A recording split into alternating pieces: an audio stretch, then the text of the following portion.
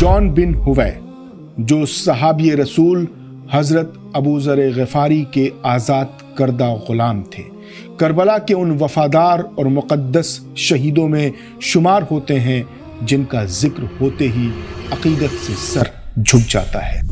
جان کا تعلق ملک حبشہ سے تھا اور وہ رنگت کے سانولے مگر سیرت کے نہایت اجلے اور روشن تھے۔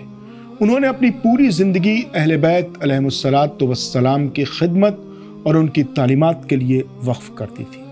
حضرت ابو ذر غفاری کی وفات کے بعد جان حضرت امام علی اور پھر امام حسن کی خدمت میں رہے اور بالآخر امام حسین کے ساتھ کربلا کے تپتے ہوئے صحرا میں حق اور باطل کے مارکے میں شریک ہوئے۔ جان محض خادم نہیں تھے بلکہ وہ اسلحے اور جنگ کے اوزاروں کی مرمت اور دیکھ بھال کے ماہر تصور کیے جاتے تھے اور رات رات بھر جاگ کر امام کے ساتھیوں کی تلواریں صقل کیا کرتے تھے۔ عاشورہ کی دوپہر جب امام حسین کے انصار اور اہل خانہ ایک ایک کر کے راہ خدا میں شہید ہو رہے تھے تو جان امام حسین کی بارگاہ میں حاضر ہوئے اور جنگ کی اجازت طلب کی۔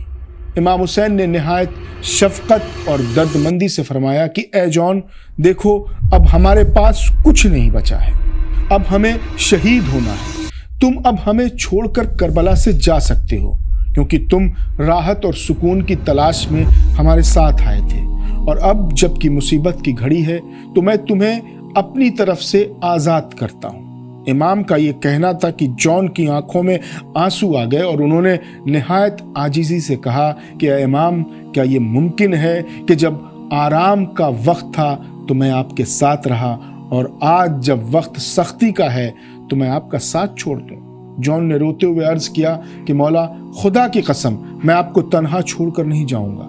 جان کی بے مثال وفاداری اور جذبہ عشق دیکھ کر امام حسین کی آنکھوں میں آنسو آ گئے اور انہوں نے جان کو جنگ کی اجازت دی۔ جان نہایت دلیری کے ساتھ میدان جنگ میں اترے اور انہوں نے یزیدی لشکر کے سامنے اپنی بہادری کے وہ جوہر دکھائے کہ دشمن بھی حیران رہ گیا۔ وہ رجس پڑھتے ہوئے ظالموں پر ٹوٹ پڑے کہ کس طرح ایک سیاہ غلام نبی کے نواسے کی حفاظت کے لیے اپنی جان ہتھیلی پر رکھ کر آیا ہے، اور وہ تب تک نہیں رکے گا جب تک اس کا خون راہ حق میں بہہ نہ جائے۔ میدان کربلا میں جان نے اپنی تلوار سے کئی یزیدی سپاہیوں کو واصل جہنم کیا اور آخر کار ظالموں نے انہیں چاروں طرف سے گھیر لیا۔ زخموں سے چور ہو کر جب جان زمین پر گرے تو امام حسین تیزی سے ان کے پاس پہنچے اور ان کا سر اپنی گود میں رکھ لیا۔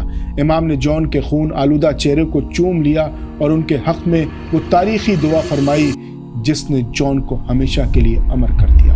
امام نے عرض کیا کہ اے پروردگار، جان کے چہرے کو پرنور کر دے، اس کی بو کو مشک و عنبر کی خوشبو میں بدل دے اور اسے جنت میں نبی کے ساتھ محشور فرما۔ روایت ہے کہ امام کی اس دعا کی برکت سے جان کا چہرہ 14ویں کے چاند کی طرح چمکنے لگا اور ان کے جسم سے ایسی مہک آنے لگی جس نے پورے دشت کو معطر کر دیا۔